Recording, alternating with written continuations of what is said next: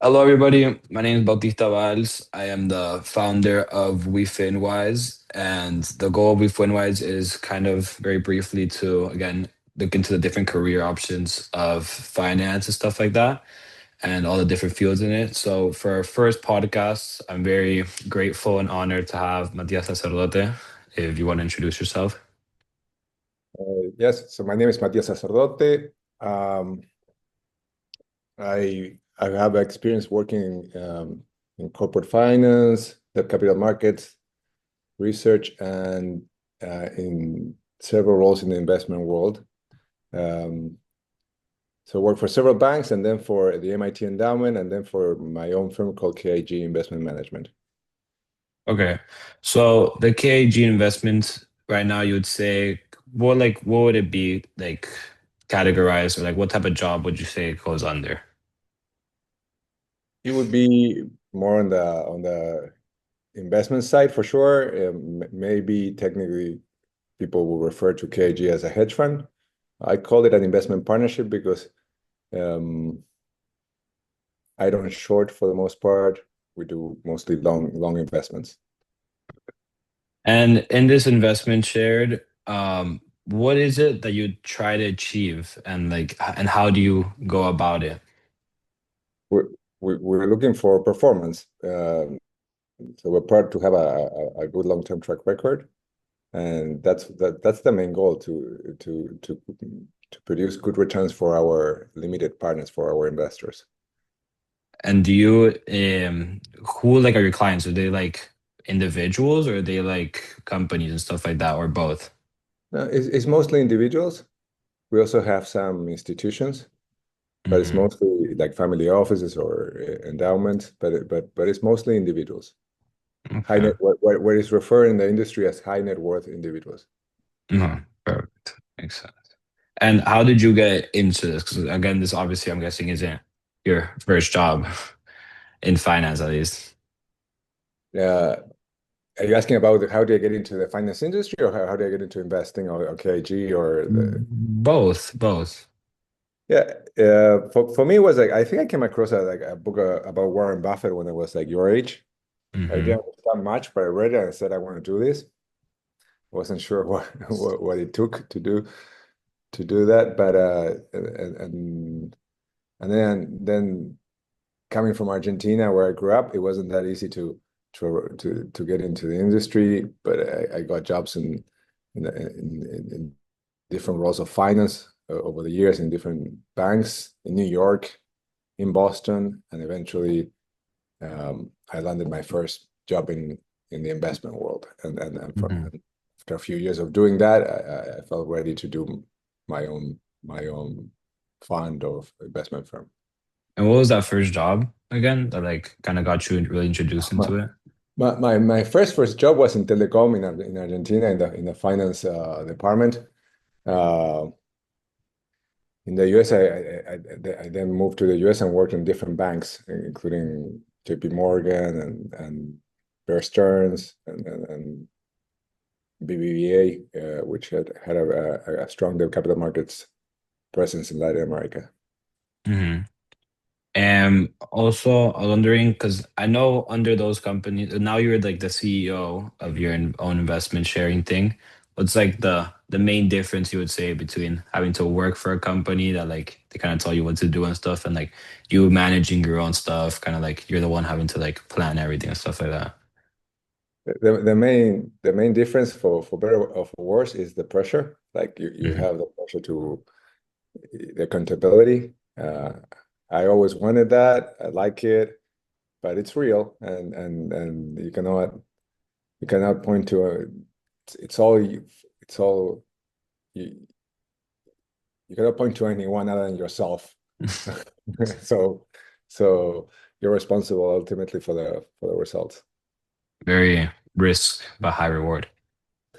Yeah, I don't know. Yeah, yes, but I'd say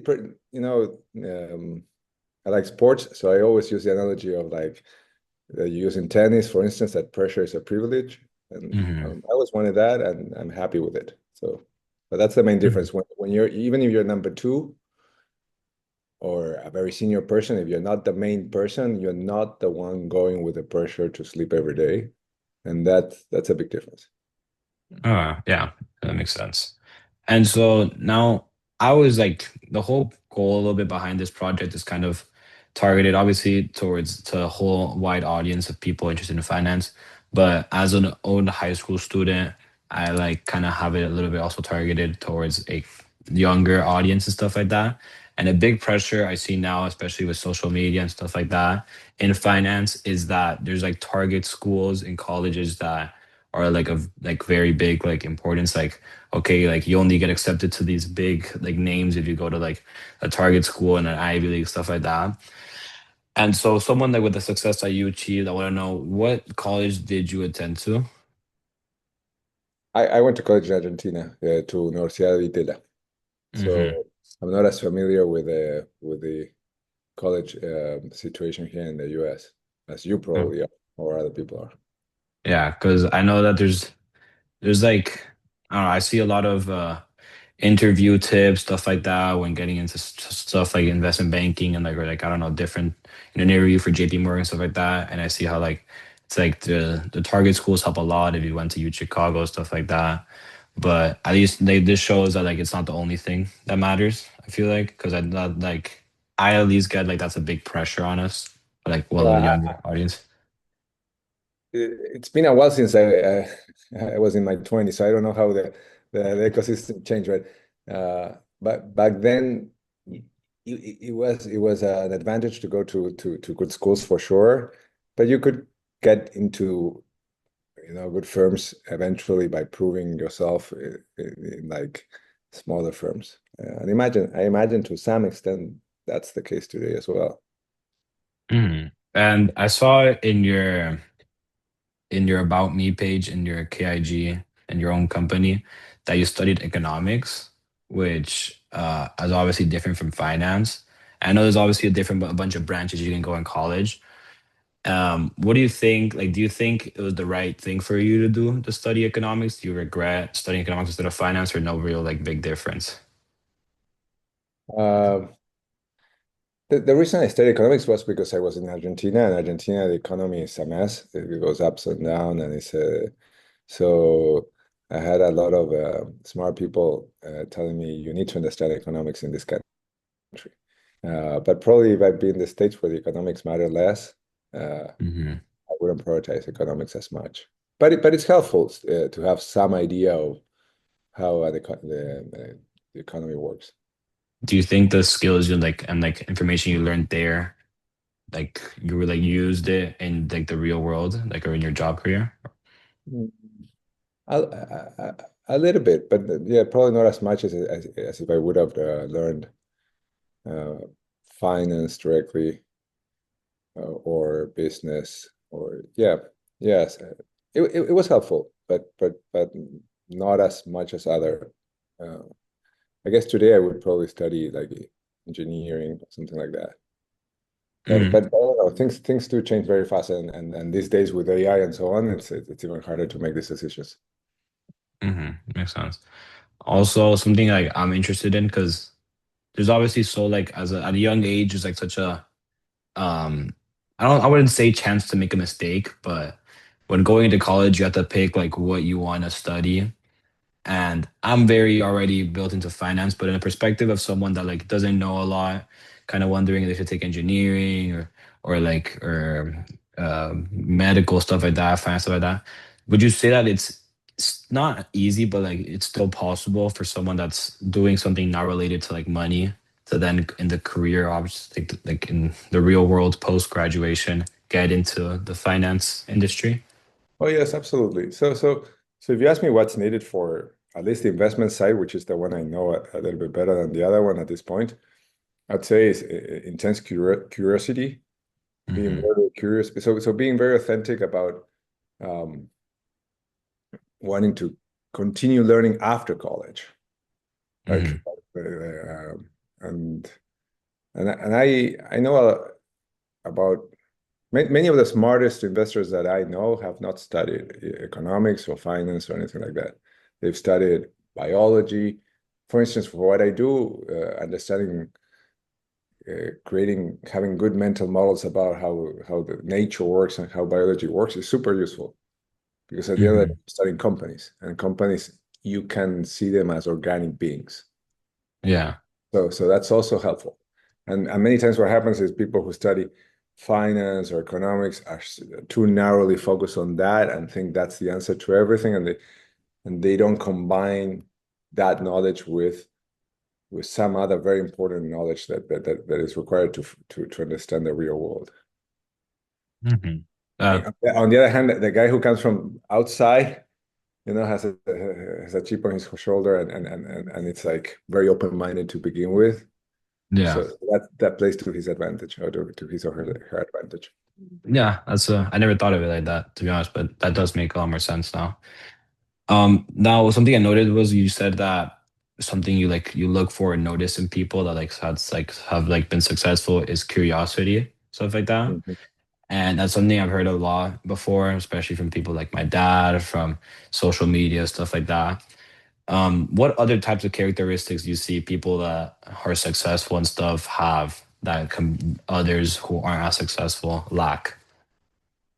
Um, Extreme determination, basically. I would say that one ranks up there. Hmm. Um, high energy, high energy for sure. Um, yes. Clarity of thinking, like they're able to think very clearly. Uh, yeah, I will put those up there for sure. Um, yeah, humility to know what they know and what they don't know, I would say. Hmm. Yeah. That's also important. So yeah, the list is long, but I would say Yeah. I would put those at the top. Makes sense. All right. That's a lot kind of those questions are more related to like your past and how you got to where you are now, and a little more now related to your actual job that I'm still a little bit kind of confused about. So, anyway, how does it work? Is it like the way I'm interpreting it now is that like again, high net worth individuals go to you with money that they have to invest and stuff, and you give them like advice on what they should do? Do they give it to you? You fully invest it on yourself, or like how does it actually like work? Yes, so we have a fund, and so they invest with us, and we decide what to do with that capital, and we look for investment opportunities, and we can look at anything. Literally, we have a mandate to do that. It's completely open, so we can do anything that you can imagine, from real estate to crypto to companies. But we, we focus on companies, and we focus particularly on companies that we think are going to be incredible for many, many, many, many years. Mhm. And how do you like interpret which companies are going to be successful? Because I know obviously like finding the next Bitcoin or Tesla is not something you do every day. So what would you look for in a company that's like, okay, like I think this one has the opportunity to like grow exponentially or stuff like that, that like another company is like has like a red flag that maybe like no, we should stay away from this. I mean, again, the list is long, Yeah. but I would say I would put it up there. Uh, um, you know, again, using sports as an analogy, you want someone, if you're looking for the GOAT, Hmm. um, you need someone who has shown you the ability to win some majors already. So the track record matters, and then you have to see some clearly differentiation in their game. Let's put it. If you're talking about tennis, for instance, okay, you want to see very good legs, or very good shots, making ability, or so you want to you what I always say is I look into the inputs, not the output so much. I do look at that track record. It has to be very good. But Yeah. then it's like you want to see the fire.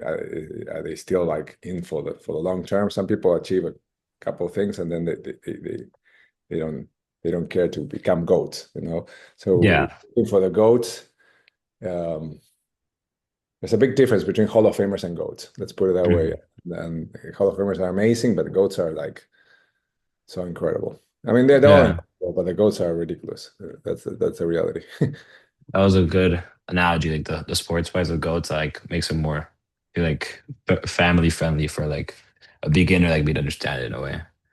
Yeah. Um, But I would now, say they mhm, think differently, right? They really think differently. If you think about GOATs, it's like, and you talk to them and you're already like, oh, these people are like, they think so hard. in a They, different they, world, they, yeah. they, they aim so high, so high. Hmm. Now, another thing that I see a lot with finance, especially this could be also me, a younger audience, a lot of time and stuff like social media, is the grueling like work hours and stuff. How like in Hmm. corporate finance, people are spending a lot of hours a week or stuff like that. Yeah.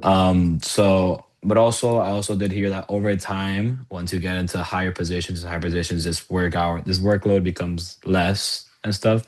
So like in comparison, how would you say like your like work hours compare when you were like younger, first starting off to like now where like you have like your own company that you could kind of like you're like your own boss in a way. Yes. So, so, so I think what happens is when you're younger, the hours get measured like at your desk in the office, and those are really long hours.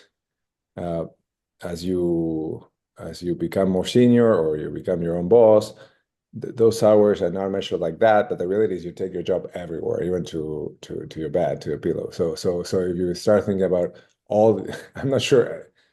In my case, I worked crazy hours in my 20s. Uh, and I'm not sure I'm working any less today. Yeah. It's a different structure because I could be at the gym, but I'm thinking about it, or I'm listening to something, or I'm listening to a podcast, or I'm learning about, so it's different for sure, Hmm. Hmm. the way those hours are spent. But if you let's put it this way, if you're ambitious, I think you keep on working many hours uh, at every stage. Yeah, like a different type of working in a way. Instead of in the office, just at home, always like analyzing, thinking about the Yeah. next thing. I think let's put it, for instance, in the investment banking world where there's very clear hierarchy between analysts, VPs, and managing directors. The great managing directors, which are super senior, I'm sure they're working really strong hours as well, or very long hours as well. Uh, Hmm. uh, they might not be at the desk or in the office, but they're still working. They're finding deals, Yeah, having with potential clients, so they're figuring out how to land the next deal. So that takes a huge amount of effort that could be happening as they outside the office. perfect. Makes sense. Yeah. Would you say these hours are worth it? Like the office hours or like either one or like the Say, new say hours? that again. Sorry, I missed it. If you would say they're worth it, right? Like I know like it's very rigorous work, but like is the payoff deserving of like You the like work? it? Yes. I love what I do. If you ask me, it's like the key to me was narrowing down more and more where I wanted to be, what I wanted to be doing. Because finance, as you know, is very broad, as you Hmm. mentioned to me in previous Yeah, before in this conversation, right? And and but and there's so many roles and so many different jobs in it. But if you can narrow it down to what you enjoy the most, you do the tasks that you enjoy the most, and yes, it's totally worth it. But if you're doing a lot of things that you don't enjoy, then it becomes a big burden. hmm, yeah. Okay. And not to take too much of your time, kind of to close off. Again, going back to like how this is like more meant for like a younger audience and stuff like that. I was wondering if, as someone with so much experience over so much time, do you have any tips for like if you were, let's say, to be kind of like back again into like in my age or in my like circumstance? Do you have any tips for someone starting off young again on like what you recommend or something we should do, look Yes. into? Yes, pay a lot of attention to what you feel attracted to. In my case, was like I was reading Buffett. I didn't know much about investing back then. I was reading how Buffett went about investing in Gillette or Coca-Cola or all these companies. And I was reading about the rationale that he was using and how he figured out that it was such a good investment. And I couldn't fully understand. I understood part of it. I didn't understand the full thesis or anything like that. Uh, but I just love the fact that you could you know um, use mental models to understand the world, to understand situations, and say, oh, this is cheap, and this is such a good company, and you could make money out of being wise. Um, was I capable of doing such thing at that age? No, but I never lost track of that little spark of reading that. So I would say pay a lot of attention to produce a little spark in you, and figure out where that spark is, like where that task is that you can, or that job is that you can stay in touch with that connection. That's the key, in my Yeah. opinion. And doing something that you actually love, and then you're able to spend time more on to it. And Yes, yes. I know it's cliche to some extent, yeah, right? It sounds almost cheesy at this point, but it's true, And the other one that Buffett says all the time also, work for someone you admire, like because there's a huge connection between the two things. If you admire someone, it's because most likely you like what he's doing or what she's doing, and you think highly of the way he or she is doing it. So it's probably because you like a lot that job as well, right? yeah. Well, thank you so much for your time and able to share everything. Um, if you have any last words, but thank you so much. I really accepted Anytime, feedback. Bauti, and congratulations on what you're doing, because I think it's a great way to to think about what's coming for in the next few years. Okay, perfect. Well, thank you so much, Matias. Thank you. See you soon. Bye.